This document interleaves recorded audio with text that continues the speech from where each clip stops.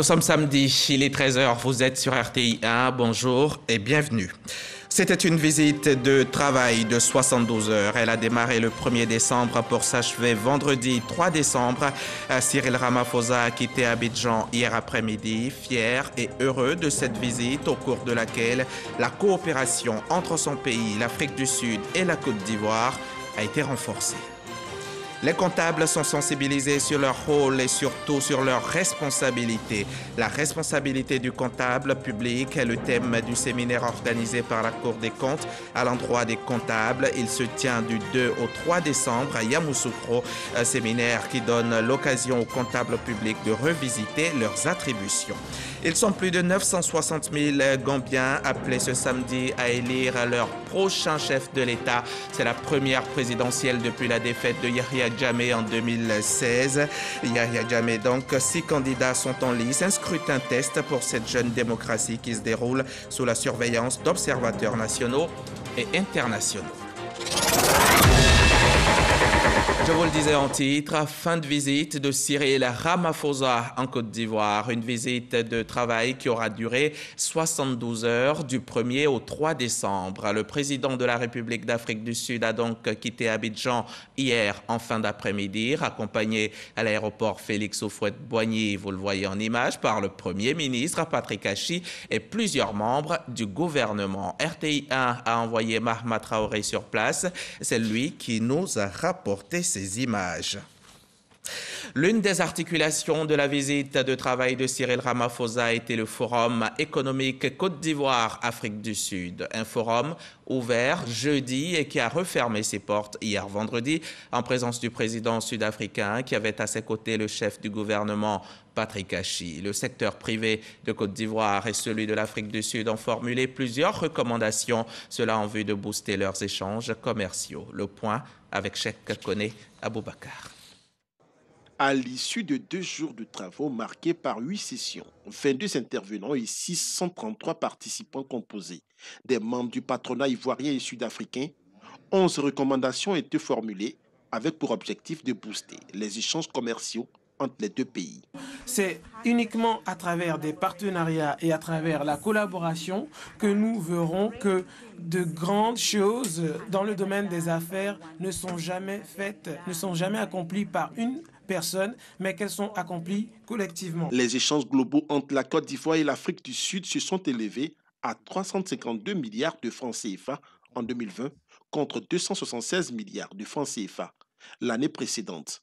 Un indicateur positif qui dénote de la solidité des relations économiques des 2 pays. Il nous faut ensemble, demain, aller plus vite, aller plus loin.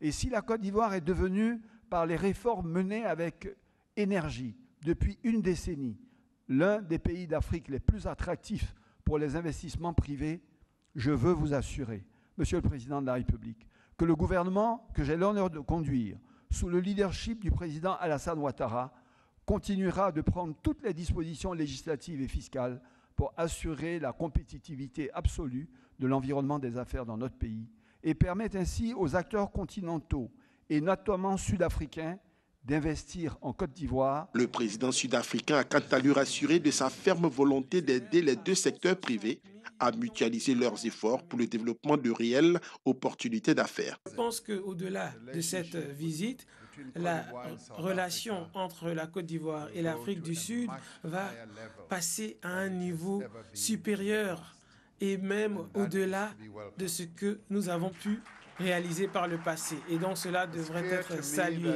Il est clair que si nous travaillons ensemble, à mon sens, nous pouvons pleinement tirer les bénéfices des échanges commerciaux entre nos 2 pays, des investissements entre nos 2 pays et des partenariats que vous, en tant qu'opérateur économique, avez mentionné. Les participants des 2 délégations ont salué les conclusions de cette rencontre de haut niveau. C'est un grand pays qui a maîtrisé le processus minier. Nous sommes un nouveau pays minier. Ils vont vraiment nous aider à brûler les étapes, comme on dit, pour pouvoir rapidement avoir le know-how de ces choses. Je voudrais me réjouir tout d'abord de la réussite de cette visite d'État et du forum économique qui permet donc de renforcer les bases de coopération économique entre la Côte d'Ivoire et l'Afrique du Sud. Et par rapport à ce que nous avons entendu de nos autorités, en tout cas pour nous, le forum a été un succès et aussi les bonnes intentions vraiment présentent pour nous beaucoup d'espoir. L'Afrique du Sud a un marché de consommation de plus de 60 millions d'habitants et importe de la Côte d'Ivoire le caoutchouc, la noix de cajou, le cacao et exporte en retour vers Abidjan les biens d'équipement et de consommation, les produits pharmaceutiques, les produits pétroliers et les produits de construction. Et le port autonome d'Abidjan a aussi reçu la visite du président sud-africain Cyril Ramaphosa. Il est allé découvrir les installations du poumon de l'économie ivoirienne. Le port d'Abidjan, sachez-le, assure plus de 76% des échanges extérieurs de la Côte d'Ivoire. Il connaît en ce moment de grands travaux de rénovation visant à améliorer sa compétitivité sur le continent africain. On va le voir. Alors on suit Bahama Traoré. Depuis la lagune ébriée, Cyril Ramaphosa découvre en compagnie du Premier ministre Patrick Achi les installations du port autonome d'Abidjan. Une plateforme logistique par laquelle transitent 76% des marchandises que la Côte d'Ivoire échange avec le reste du monde. À mesure que le bateau avance sur le plan d'eau, Ian Yacoubassié, patron de l'autorité portuaire, présente tour à tour au chef d'État sud-africain les terminaux minéraliers, rouliers, céréaliers, le port de pêche, les 2 terminaux à conteneurs et le canal de Vridi rénové et élargi. Sur la quasi-totalité de ces sites, des travaux sont en cours de réalisation et même achevés dans certains cas. De retour sur la terre ferme, le ministre des Transports explique au président sud-africain l'objectif de cette profonde mutation que connaît le port d'Abidjan ces 10 dernières années. Pour permettre au port ivoirien et à celui d'Abidjan en particulier d'être à la hauteur des enjeux du développement du pays, des investissements massifs ont été décidés pour rattraper des décennies de non-investissement ayant conduit le port d'Abidjan à perdre sa place de premier port ouest-africain. Les travaux de modernisation du port autonome d'Abidjan, prévus s'achever en 2022, s'élèvent à environ 1 000 milliards de francs CFA. Quand le programme sera terminé, on aura construit 2,5 km de quais supplémentaires avec des terrains d'eau qui seront passés de 11 mètres à 16 mètres. La possibilité d'accueillir des navires de 12 000 boîtes au lieu de 3 500 aujourd'hui. La possibilité d'accueillir des navires braquiers avec 80 000 tonnes au lieu de 30 000 tonnes aujourd'hui. Nous aurons créé 80,5 hectares en zone sous-douane parce que la zone sous-douane était congestionnée en termes de manutention, ça obérait la productivité. Nous aurons créé aussi 40 hectares en dehors de cette zone-là. Se disant impressionné par ces installations, Cyril Ramaphosa repart avec la conviction renforcée de booster les relations économiques avec la Côte d'Ivoire. Dans le volume des marchandises en transit au port d'Abidjan, la part de l'Afrique du Sud n'est que de 0,5%, ce qui classe la nation arc-en-ciel au 10e rang africain et au 31e rang mondial des clients du port d'Abidjan. L'Afrique du Sud, vous le savez, est beaucoup éprouvée en ce moment par la pandémie de Covid. Le variant Omicron y a été découvert et les contaminations se multiplient. Mais il n'y a pas que l'Afrique du Sud, on en a tous marre de ce virus.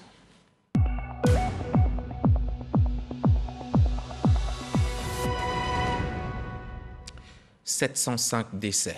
Le coronavirus a tué 705 personnes en Côte d'Ivoire. Depuis mars 2020, ce sont 61 794 cas qui ont été détectés dans le pays.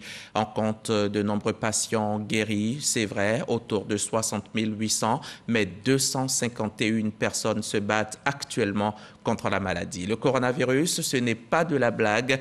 Ce virus fait mal à la planète. Il mute pour être encore plus fort, mais nous pouvons nous en prémunir. Il suffit juste de respecter les gestes barrières. Il suffit de se faire vacciner.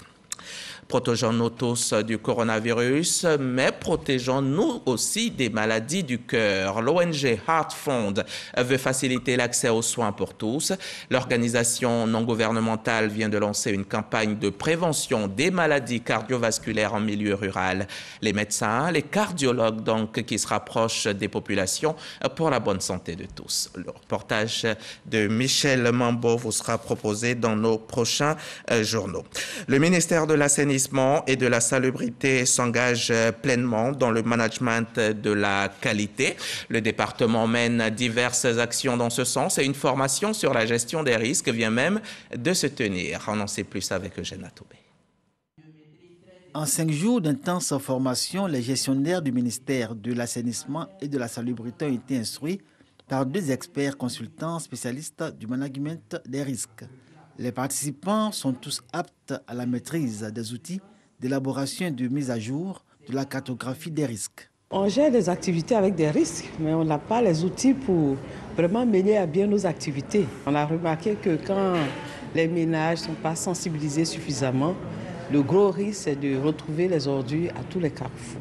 Avec cette formation, on aura les outils pour minimiser ces risques. Lorsqu'on se fixe des objectifs, on n'est jamais sûr de les atteindre parce qu'il existe des risques qui sont des événements incertains qui peuvent remettre en cause l'atteinte de ces objectifs. Il est donc important pour les managers de disposer des outils qui permettent d'identifier, d'évaluer les risques et de définir des plans de traitement pour réaliser les objectifs qui leur sont assignés. La gestion des risques et plus globalement le management des risques conduit à l'atteinte des objectifs stratégiques et opérationnels et à cet effet, les 32 participants, tous issus du ministère de l'Assainissement et de la Salubrité, ont été exhortés au premier jour de leur formation par le représentant du ministre Bouaké Fofana à s'approprier dans leurs services respectifs le nouvel outil de gestion administrative qu'est la cartographie des risques. Je fonde l'espoir que désormais, les activités qui vous sont confiées seront exécutées avec plus d'efficacité et d'efficience, conformément aux dispositions de la nouvelle gestion de l'administration publique. Je vous instruis dès à présent de prendre toutes les dispositions utiles pour sa mise en œuvre effective. Bouaké Fofana, ministre de l'Assainissement et de la Salubrité, a instruit l'inspection générale d'assurer le suivi de la mise en œuvre de la cartographie des risques et de lui en rendre compte régulièrement. En perspective, la bonne gouvernance à tous les niveaux hiérarchiques dans ce département ministériel. Ensemble, on va dire non aux violences basées sur le genre, non aux violences tout court.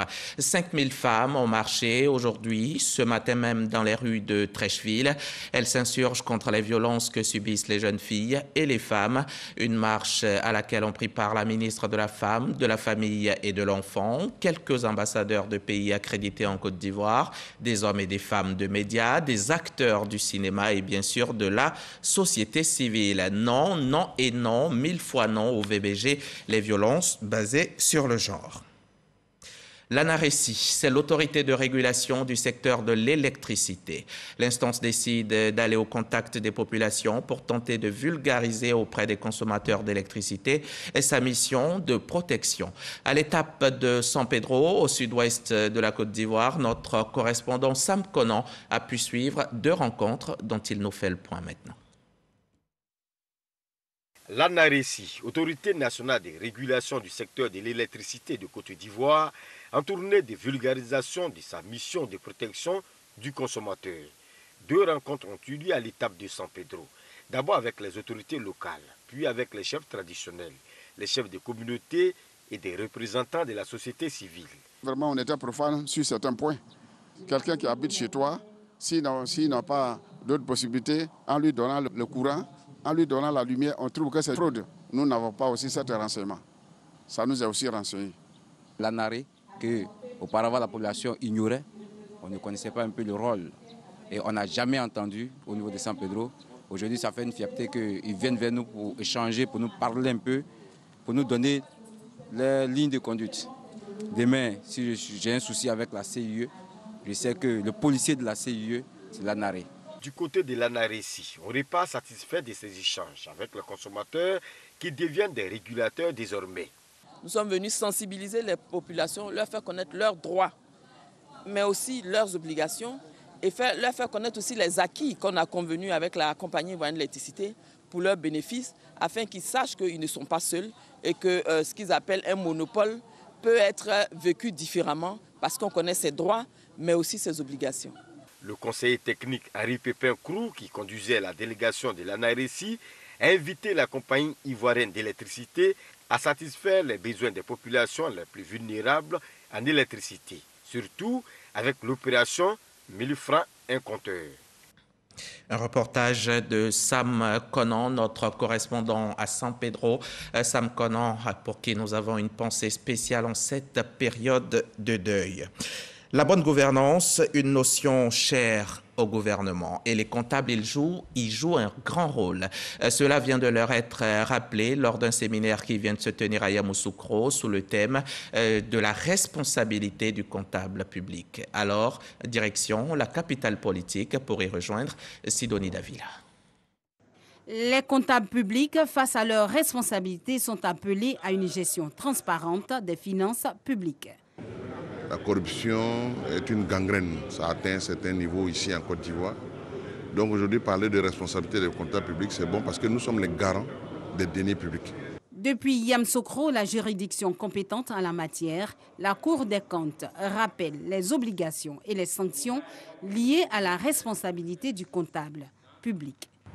La Cour voudrait rappeler aux comptables que si, au sortir de la crise post-électorale de 2010, elle s'est montrée indulgente quant à la non-exécution de certaines obligations qui incombent aux comptables, notamment celles concernant la production des comptes et les réponses aux injonctions de la Cour dans les délais légaux, désormais, cette période de grâce s'achève.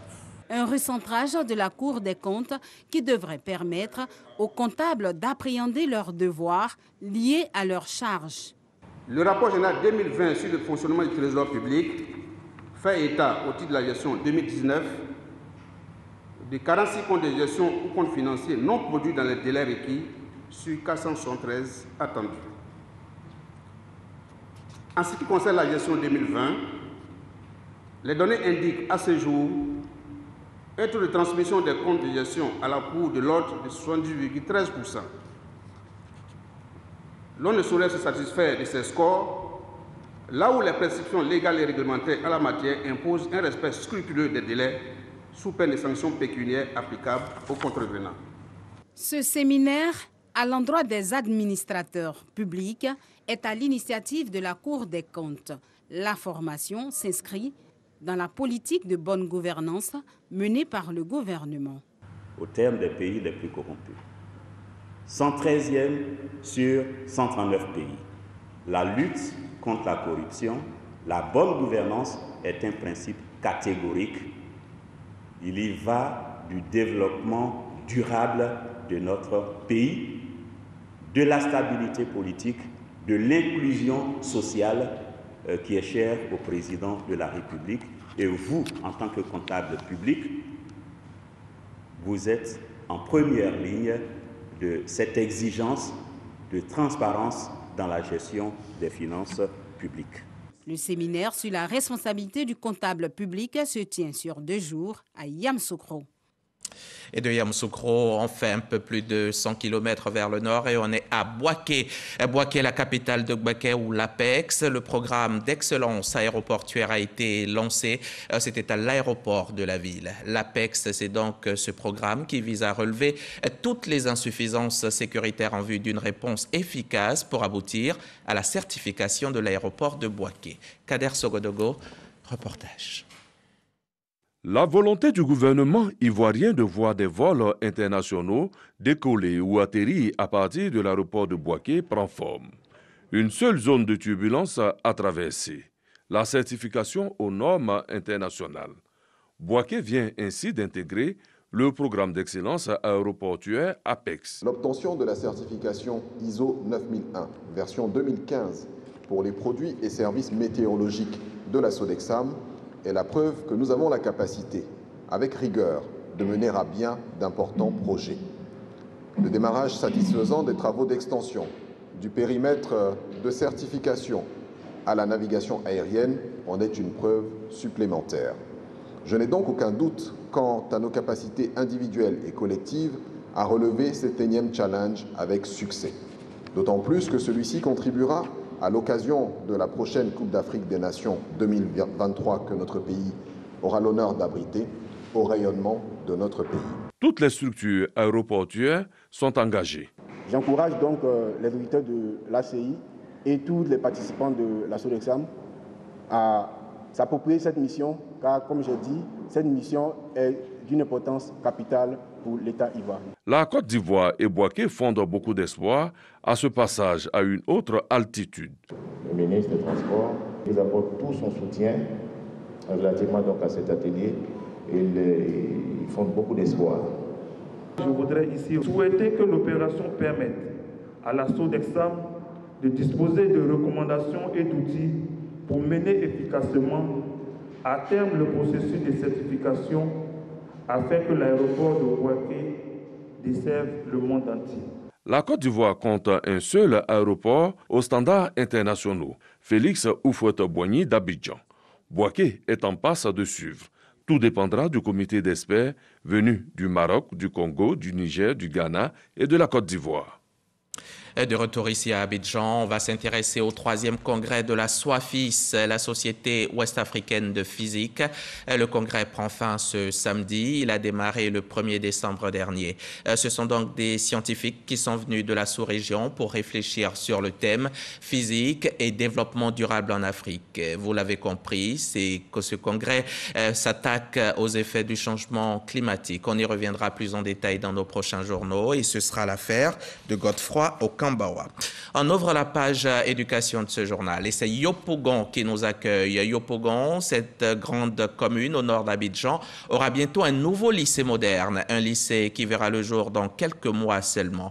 La première pierre a été posée, c'est la ministre de l'Éducation nationale elle-même qui s'en est chargée sous le regard admiratif et plein de fierté du maire de la commune. Témoignage Théodore Zouzou, Patricia Oumouitia. Liesse populaire à Yopougon Banco Nord en face de la zone industrielle. Sur cette place sortira bientôt de terre le futur lycée moderne de Yopougon Banco Nord. On nous a dit que ça serait un plus grand lycée de Yopougon. C'est pour cela que nous sommes heureux aujourd'hui. Le collège m'arrange parce que c'est tout près de chez moi. Donc je peux aller revenir quand je veux. Cet édifice dont la première pierre vient d'être posée vient porter au nombre de 7 les lycées de la commune de Yopougon. À terme, l'établissement sera composé de 6 bâtiments de 72 classes, une administration, 2 parkings, des vestiaires, un préau, un foyer, une cantine et un terrain de sport. Le tout sur une superficie de 4 hectares. Le conseil municipal que j'ai l'honneur de diriger a toujours donné une place de choix à l'éducation. Le lycée qui sortira des terres ici à Ndokwa Banco Nord, communément appelé Ferraille, viendra renforcer le dispositif des établissements d'enseignement secondaire public dans la commune qui passera désormais de 6 à 7 lycées pour le bonheur de la population. Une action qui s'inscrit dans la dynamique de la scolarisation obligatoire engagée par le président de la République de Côte d'Ivoire, Alassane Ouattara. 162 879 de nos enfants sont inscrits dans les écoles privées et encadrés par 4 997 enseignants. Beaucoup d'efforts donc restent à faire. En vue d'inverser cette tendance, le gouvernement ivoirien a initié un vaste projet de construction de nouveaux collèges et de lycées dans le district d'Abidjan en général et à Yopougon en particulier.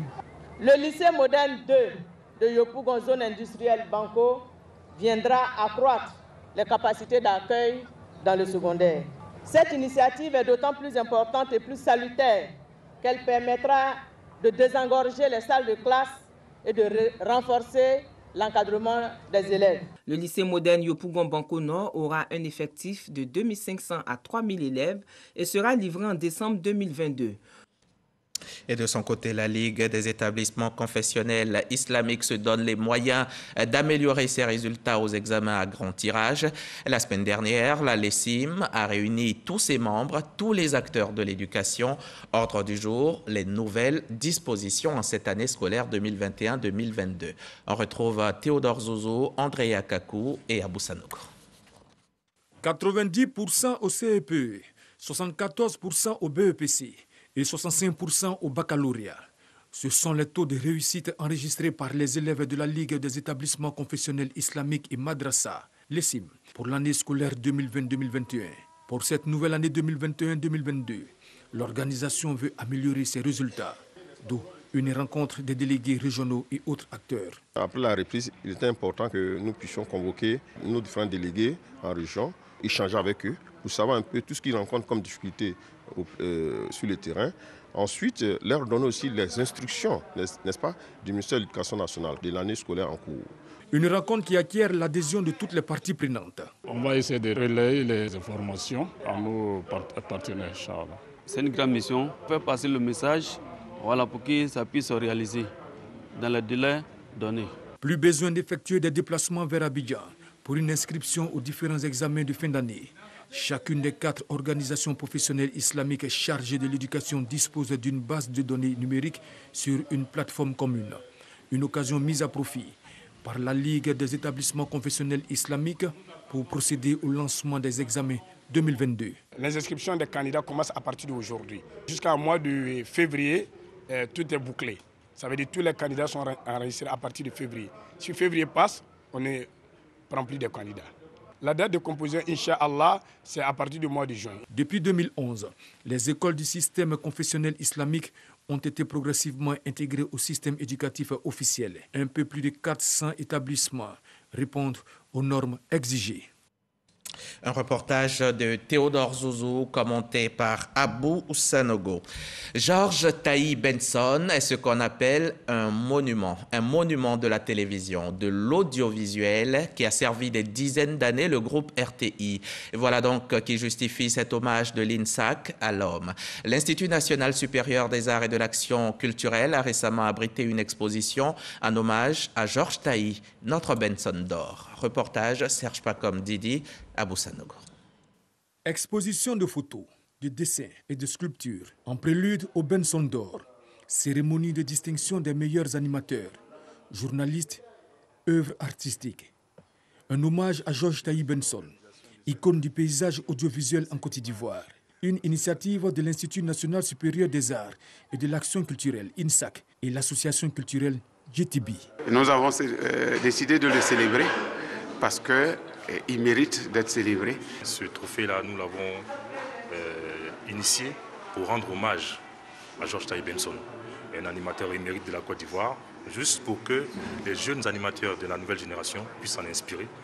Je veux être honoré à titre costume et non à titre posthume. Une phrase très chère à Georges Taï Benson pour exprimer son vœu d'être honoré pendant qu'il est encore en vie. Les Benson d'or viennent donc à point nommé pour rendre possible ses vœux. Je suis comblé, mais en même temps, que de chemin parcouru, que d'amis et collègues tombés. C'est en leur nom à tous que j'ai accepté que ce prix porte mon modeste nom, mais je suis content. Ce sont au total 13 œuvres artistiques exposées, soumises à la sagacité des membres du jury des Benson d'or. Nous aussi sommes contents, Georges Taï Benson. On en vient maintenant à cet honneur rendu par la Grande-Bretagne à Alcide Djedje. Le ministre de l'Intégration africaine a reçu un certificat de reconnaissance pour le travail abattu dans le cadre de l'accord de partenariat économique intérimaire entre la Côte d'Ivoire et la Grande-Bretagne. On en parle avec Laure Goretti et Abou Sanogo. Un tableau de reconnaissance au ministre chargé de l'intégration africaine, Alcide Djedje, de la part de Catherine Broker, ambassadeur de la Grande-Bretagne en Côte d'Ivoire. Une distinction qui fait suite aux efforts et au professionnalisme de l'homme dans la mise en œuvre de l'accord de partenariat économique intérimaire avec la Grande-Bretagne, après la sortie de ce pays de l'Union européenne. Nous avons eu le comité en octobre, le premier comité après les négociations sur l'accord de partenariat économique, et c'était aussi afin de donner un certificat de reconnaissance sur la collaboration fructueuse et le professionnalisme entre les deux équipes. La volonté de l'Union européenne étant de faire des accords Union européenne-CEDEAO. Cet accord n'étant pas trouvé, la Côte d'Ivoire a opté pour un partenariat économique intérimaire, donc séparé des autres pays de la CEDEAO. Nous allons vers le post-Cotonou, c'est-à-dire l'accord de Cotonou a pris fin. Donc il y a une espèce de flottement Donc nous avons signé un accord qu'on appelle un accord intérimaire en attendant que tout le monde soit d'accord. Après la fin de la Convention de Cotonou, si on n'avait pas un accord intérimaire avec l'Union européenne, nos produits allaient pourrir à Abidjan. Donc c'était stratégique pour nous. On allait avoir un pan entier de notre économie qui allait être en difficulté. Le but de cette politique, selon Alcide Djedje, est de créer des emplois pour les jeunes, afin que ceux-ci ne soient pas des candidats à l'immigration clandestine. Je vous le disais en titre, ils sont plus de 960 000, ces Gambiens qui sont appelés ce samedi 4 décembre à élire leur prochain chef de l'État. Première présidentielle donc depuis la défaite de Yahya Jammeh en 2016, après 2 décennies de pouvoir autoritaire. 6 candidats sont en lice, dont le président sortant Adama Barrow et son ancien vice-président Ousseynou Darboe, opposant historique. Un scrutin considéré comme un test pour cette jeune démocratie qui se déroule sous la surveillance d'observateurs nationaux et internationaux. Merci de nous avoir suivis. Demain dimanche, je serai encore chez vous et c'est à 13h.